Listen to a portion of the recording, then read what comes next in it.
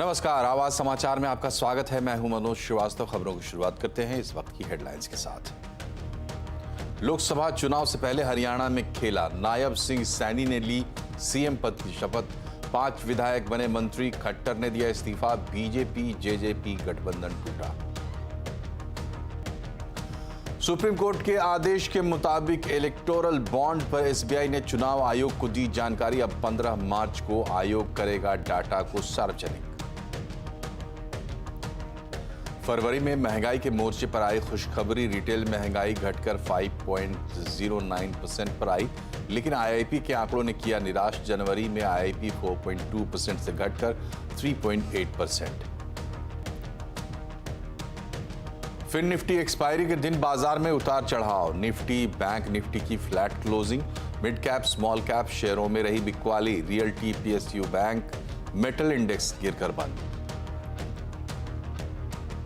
NSE के platform पर सस्ती होगी ट्रेडिंग। कैश और डेरिवेटिव ट्रांजैक्शन चार्ज 1% घटाएगा नेशनल स्टॉक एक्सचेंज। बीएसई का शेयर 5% टूटा। पोखरण में दिखा रक्षा में आत्मनिर्भर भारत कदम। पीएम मोदी ने 30 देशों के प्रतिनिधियों के साथ देखी स्वदेशी हथियारों की भारत शक्ति। उड़ान के दौरान एक तेजस क्रैश। महिलाओं के लिए यूबीएन की नई पेशकश। Queen Fisher beer launch, Goa से बिक्री शुरू।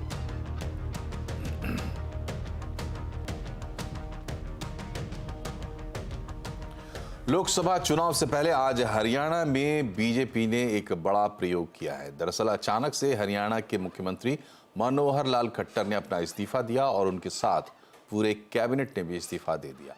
राज्यपाल ने इस्तीफा मंजूर कर लिया और दोपहर होते होते तस्वीर और साफ हुई।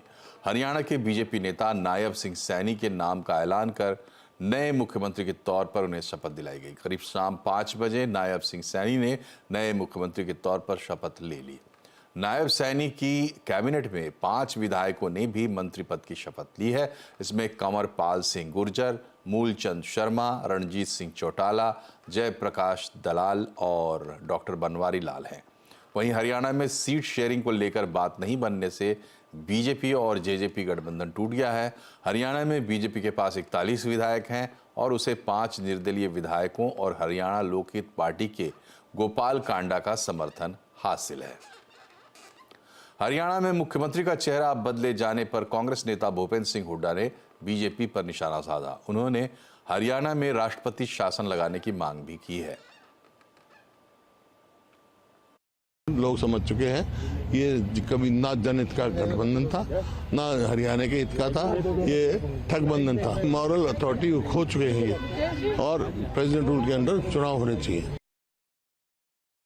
हरियाणा में बीजेपी और जेजेपी की दोस्ती खत्म हो गई है। मीडिया में खबरें आई कि जेजेपी में टूट हो गई है। इस पर हरियाणा के अध्यक्ष निशान सिंह ने कहा है कि पार्टी के राष्ट्रीय अध्यक्ष की अध्यक्षता में मीटिंग होगी और कल की रैली में आगे की रणनीति और पूरी जानकारी लोगों को दी जाएगी। कंवरपाल रैली के रूप में मनाई जा रही, तो वहाँ आप सभी साथियों को, प्रेस के सम्मानित जितने भी दोस्त हैं, ठीक है, उनको ये सारी आज की जो कार्रवाई है, जो आज मीटिंग के अंदर डॉक्टर साहब के नेतृत्व में जो भी पार्टी ने तय किया है, वहाँ उसका हम खुलासा करेंगे। हरियाणा में क्यों टूटा बीजेपी जेजेपी का गठबंधन और क्यों बदल गई खट्टर सरकार? आज आवाज अड्डा में इसी पर होगी बड़ी चर्चा। शाम 7:57 पर।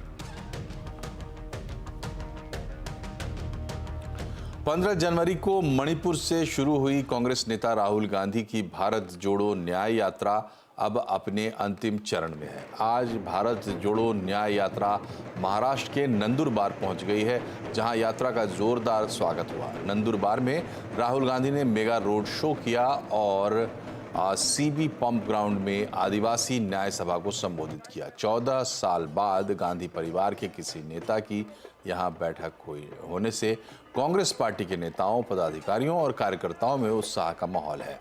20 मार्च को महाराष्ट्र में भारत जोड़ो न्याय यात्रा का समापन होगा। इससे पहले 17 मार्च को राहुल गांधी मुंबई के शिवाजी पार्क में जनसभा कर चुनाव प्रचार का शंखनाद करेंगे। कांग्रेस ने लोकसभा उम्मीदवारों की दूसरी सूची जारी कर दी है। इस लिस्ट में 43 उम्मीदवारों के नाम का ऐलान किया गया है। कांग्रेस ने 7 सामान्य, 13 ओबीसी और 10 एसटी उम्मीदवारों को टिकट दिया है। मध्य प्रदेश के छिंदवाड़ा से कमलनाथ के बेटे नकुल नाथ चुनाव लड़ेंगे। राजस्थान के जालौर से अशोक गहलोत के बेटे वैभव गहलोत और चुरू से राहुल कासवां को टिकट दिया गया है। कांग्रेस सांसद गौरव गोगोई पर पार्टी ने एक बार फिर से भरोसा जताया है। गौरव असम के जोरहाट से चुनाव लड़ेंगे। इसके अलावा उत्तराखंड में 3 उम्मीदवार और दमन दीव में 1 उम्मीदवार को टिकट दिया गया है। दुनिया के सबसे बड़े चुनाव से पहले न्यूज़ 18 नेटवर्क लाएगा देश का सबसे बड़ा ओपिनियन पोल। 21 राज्य, 518 संसदीय सीट, 1 लाख से ज्यादा लोगों की राय, देश की जनता से सीधा संवाद और उनकी राय। एक सबसे बड़ा पोल, 20 चैनल्स, 16 वेबसाइट्स पर। अब तक नहीं हुआ ऐसा opinion poll. News 18 mega opinion poll शाम 6 से रात 10 बजे 13 और 14 मार्च सिर्फ न्यूज़ 18 नेटवर्क पर। आईटीसी से एक एक्सक्लूसिव खबर है। हमें सूत्रों से जानकारी मिली है कि आईटीसी में ब्लॉक डील के जरिए बैट यानी ब्रिटिश अमेरिकन टोबैको हिस्सा बेच सकती है। आईटीसी में 3.5% तक हिस्सा बेचा जा सकता है। डिटेल लेते हैं यतीन मोहता से। बताएं यतीन, क्या खबर आ रही है? जी मनोज जी, देखिए सबसे पहले इम्पोर्टेंट बात यह है कि BAT यानी ब्रिटिश अमेरिकन टोबैको जो आईटीसी का सबसे बड़ा शेयर धारक है, वो अपनी हिस्से की 3.5% हिस्सा बेचने वाला है। और अगर आप ये मार्केट वैल्यू गिन लें इसकी, तो करीब $2 बिलियन यानी 17,000 करोड़ से थोड़ा ज्यादा का शेयर वो बेचने वाले हैं ब्लॉक डील के जरिए।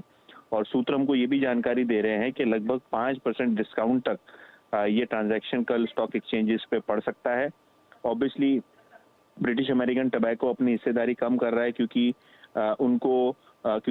BAT खुद एक लिस्टेड कंपनी है, उनके खुद के शेयर होल्डर्स को उनको रिवॉर्ड करना है, तो उसके मद्देनजर ये लगभग अपनी 3.5% हिस्सेदारी बेच रहे हैं। और ये हिस्सेदारी बेचने के बाद भी उनके पास 25% से थोड़ा ज्यादा हिस्सा आईटीसी में बचा रहेगा। लेकिन ये देखना होगा कि कितने डिस्काउंट पे ट्रांजैक्शन हो रहा है। आईटीसी के शेयर 52 हफ्तों की उच्चतम सपाटी से लगभग 20% करेक्ट हुए हैं, क्योंकि एक ओवरहैंग था ये ब्लॉक डील का जो कल होने जा रही है। तो मेरे हिसाब से ये जो बड़ा ब्लॉक डील है, इसका इंतजार रहेगा कल के सत्र में। और सूत्र हमको जानकारी दे रहे हैं कि लगभग 3 से 4% के डिस्काउंट टू मार्केट प्राइस पे ये ट्रांजैक्शन कल आपको NSE BSE स्टॉक एक्सचेंजेस पे होता हुआ दिखाई पड़ सकता है। बहुत बहुत शुक्रिया यतीन। और बढ़ते हैं आगे, बात करते हैं बाजार की। आज फिर निफ्टी एक्सपायरी के दिन बाजार में उतार चढ़ाव का दिन रहा और सेंसेक्स 165 अंक चढ़कर 73,668 पर बंद हुआ है। निफ्टी 3 अंक चढ़कर 22,336 पर बंद हुआ है। मार्केट का हाल समझते हैं सुमित से। बताएं सुमित, आज सेक्टर्स और शेयर्स का क्या हाल रहा?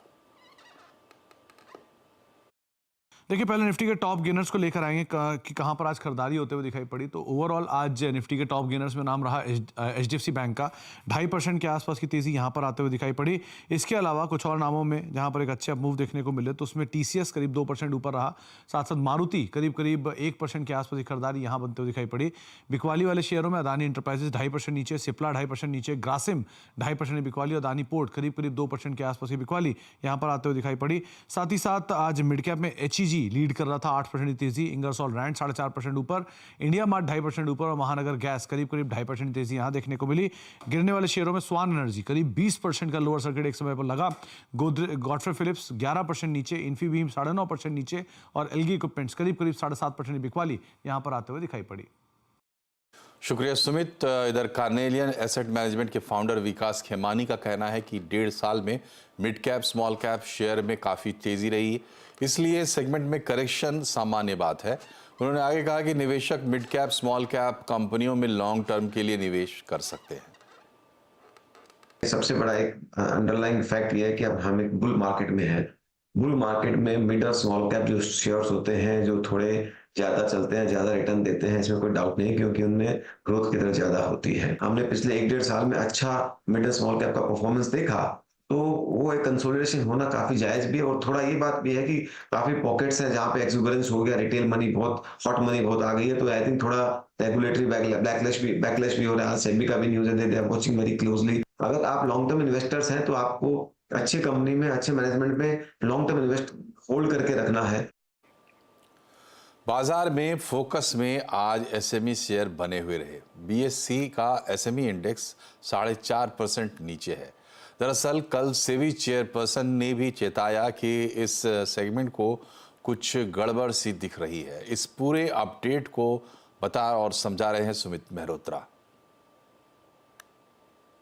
तो एसएमई स्पेस के अंदर एक भारी भरकम बिकवाली बीते 2 सत्रों में हमने देखी भी है और लगातार न्यूज फ्लो ड्रिवन भी है, इवेंट बेस्ड भी इंपैक्ट यहां पर देखने को मिल रहा है। करीब 5.5% आज महज ये इंडेक्स टूटता हुआ दिखाई पड़ा है। SME IPO index, BSc SME IPO index जो है करीब 5.5-6% के आसपास डिक्लाइन उसमें आज ही सत्र में देखने को मिला।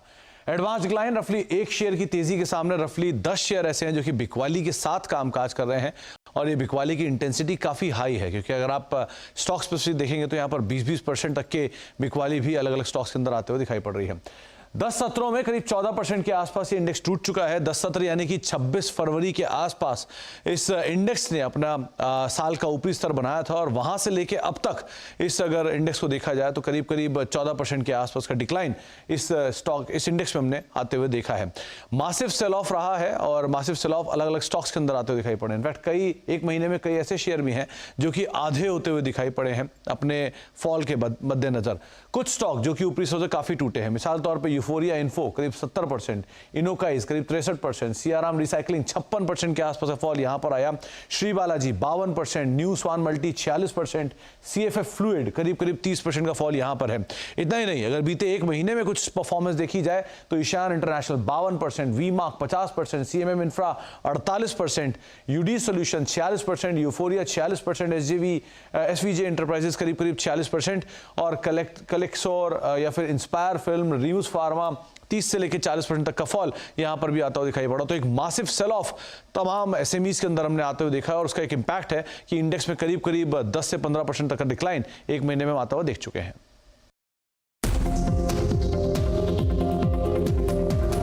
निफ्टी और लार्ज कैप अंडर वैल्यूड है, लेकिन मिड कैप और स्मॉल कैप बहुत ओवर वैल्यूड है। और कई मिड कैप और स्मॉल कैप, मुझे हैरानी नहीं होगी, ये साइकिल्स होती है मार्केट की, कई मिड कैप्स और स्मॉल कैप्स यहाँ से 40 से 60% गिर सकते हैं। ब्रॉडर मार्केट में ध्यान रखें और मार्केट में वार्निंग के साइंस हैं तो थोड़ा सा प्रॉफिट को कैश में कन्वर्ट कर लें इस समय, खास तौर से ब्रॉडर मार्केट में तो कोई बुराई नहीं है।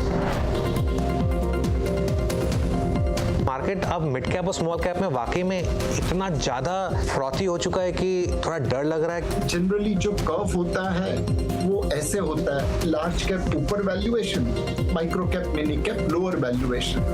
आज कर्व ऐसा हो गया है, लार्ज कैप का वैल्यूएशन नीचे है, उसके ऊपर मिड कैप है, उसके ऊपर स्मॉल कैप है, उसके ऊपर माइक्रो कैप है, उसके ऊपर मिनी कैप है और उसके आगे फ्रेम के बाहर एसएमई एक्सचेंज है।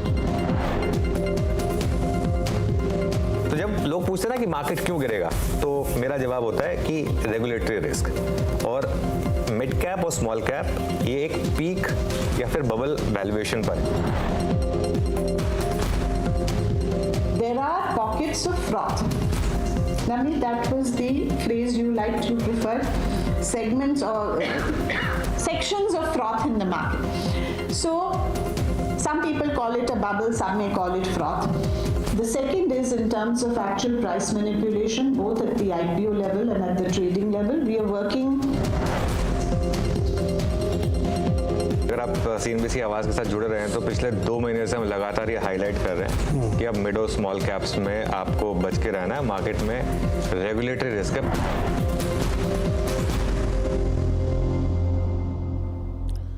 जनता को महंगाई के मोर्चे पर राहत मिली है। फरवरी में रिटेल महंगाई में कमी आई है। रिटेल महंगाई 5.10% से घटकर 5.09% पर आ गई है। फरवरी में कोर महंगाई 3.6% से घटकर 3.3% हो गई है, जबकि खाद्य महंगाई 8.30% से बढ़कर 8.66% हो गई है। शहरी महंगाई 4.92% से घटकर 4.78%, सब्जियों की महंगाई 27.03% से बढ़कर 30.25% हो गई है। दालों की महंगाई 19.59% से घटकर 18.90% पर आ गई है। वहीं आईआईपी के मोर्चे पर निराशा हाथ लगी है। जनवरी में इंडस्ट्रियल प्रोडक्शन घट गया है। आईआईपी 4.2% से घटकर 3.8% हो गई है। जनवरी में माइनिंग ग्रोथ 5.1% से बढ़कर 5.9% रही। इलेक्ट्रिसिटी ग्रोथ 1.2% से बढ़कर 5.6% रही। कैपिटल गुड्स ग्रोथ और इंफ्रा गुड्स ग्रोथ में भी मामूली उछाल देखने को मिला है। यूबीएल ने क्वीन फिशर को लॉन्च किया है। महिला दिवस के मौके पर कंपनी ने खास महिलाओं के लिए इसे लॉन्च किया है। नए प्रोडक्ट पर कंपनी के सीएमओ विकास बहल से खास बातचीत की हमारे सहयोगी सुमित ने। पहले तो idea and thought behind Queen Fisher कि किंगफिशर 52% मार्केट शेयर, अब क्वीन फिशर, क्या इसका पीछे आइडिया है, क्या एक्सपेक्ट कर सकते हैं हम? बिल्कुल, thank you for having me. Queen Fisher हमने ये कॉन्सेप्ट ना एक्चुअली कंपनी में 2 साल पहले शुरू किया था, जिसमें हम अपने कंपनी की फीमेल एम्प्लॉयज़ को रिकग्नाइज करते थे, उनको हम क्वीन फिशर कहते थे। लेकिन लास्ट ईयर हमने सोचा कि this is a big idea, इसको और बड़ा कर सकते हैं, एंड हम बियर कंपनी है तो why don't we have a beer जो स्पेसिफिकली विमेन के लिए है। So that's the broad idea to make beer more inclusive. तो इनिशियली कहाँ पर हम इसको लॉन्च होते हुए देखेंगे? क्या मार्केट साइज आप एक्सपेक्ट कर रहे हो? किधर से फेज शुरू होगा, कैसे फेजेस में रहेगा? अभी हम शुरुआत कर रहे हैं जर्नी को कि विमेंस डे को हमने ये लॉन्च किया है स्टार्टिंग विद गोवा। गोवा हमारे लिए एक बहुत इंपॉर्टेंट मार्केट है क्योंकि गोवा में जो होता है वो पूरी कंट्री देखती है। सो हम गोवा से शुरू कर रहे हैं एंड प्लान ये है थ्रू द ईयर हम अपने सारे क्रिटिकल मार्केट्स में लॉन्च करेंगे। अब उसकी टाइमिंग वेरी करेगी, बट फर्स्ट एंड फॉरमोस्ट हमारे लिए गोवा है। पोस्ट गोवा अब किंगफिशर का जो एग्जिस्टिंग नेटवर्क है, आप उसी को वाइडली यूज करोगे या इसके लिए कुछ नए मार्केट्स को कैटर करोगे? किंगफिशर तो सभी जगह है, तो जहां किंगफिशर है वहीं पे क्वीन फिशर जाएगा, नए मार्केट्स में नहीं जाएगा। बट हमारा जो नेटवर्क है किंगफिशर का, उसको हम लेवरेज करेंगे क्वीन फिशर लॉन्च करने के लिए। पोखरण में आज स्वदेशी हथियारों की ताकत दिखाई गई। पोखरण में 30 से ज्यादा देशों के प्रतिनिधियों के साथ पीएम मोदी ने भारत शक्ति का युद्धाभ्यास देखा। भारतीय नौसेना ने एंटी शिप मिसाइलों का प्रदर्शन किया। भारतीय वायुसेना ने स्वदेशी रूप से विकसित हल्के लड़ाकू विमान तेजस, लाइट यूटिलिटी हेलीकॉप्टर और उन्नत हल्के हेलीकॉप्टर तैनात किए। इस लाइव फायर में आत्मनिर्भर भारत की झलक देखने को मिली। अभ्यास में भाग लेने वाले भारतीय सेना के कई हथियारों के साथ साथ T-90 टैंक, धनुष और Sarang gun system, logistics drone, robotic mules की सीरीज भी शामिल रही। पीएम मोदी ने विपक्ष पर निशाना साधते हुए कहा कि दशकों तक देश पर शासन करने वालों ने सेना में खरीद के दौरान सबसे बड़ा घोटाला किया था और रक्षा जरूरतों के लिए विदेशों पर निर्भर रखा। कि जिन्होंने दशकों पर देश पर शासन किया, वो देश की सुरक्षा को लेकर गंभीर नहीं रहे। हालत ये थी कि आजादी के बाद देश का पहला बड़ा घोटाला सेना में खरीद के दौरान ही हुआ। उन्होंने हमारी ऑर्डिनेंस फैक्ट्रियों को बर्बाद कर दिया था। उन्होंने एचएएल को बर्बादी के कगार पर पहुंचा दिया था। हमने एचएएल को रिकॉर्ड प्रॉफिट लाने वाली कंपनी में बदल दिया। उन्होंने जानबूझकर भारत को रक्षा जरूरतों के लिए विदेशों पर निर्भर रखा। प्रधानमंत्री नरेंद्र मोदी ने आज गुजरात के अहमदाबाद में 1 लाख करोड़ के प्रोजेक्ट की सौगात दी। प्रधानमंत्री ने 10 नई वंदे भारत ट्रेन को हरी झंडी दिखाई। इसके साथ ही मिशन गति शक्ति के तहत किए गए कई कार्गो ट्रेन की भी शुरुआत की। गांधी आश्रम स्मारक के 1200 करोड़ लागत वाले मास्टर प्लान का अनावरण भी किया।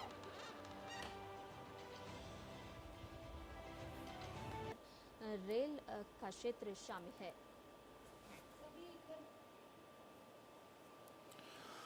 और इसी के साथ बुलेटिन में फिलहाल इतना ही, लेकिन रहिए आप खबरों से अपडेट और जुड़े रहिए CNBC आवाज से 24 घंटे हमारे सोशल मीडिया हैंडल्स के जरिए।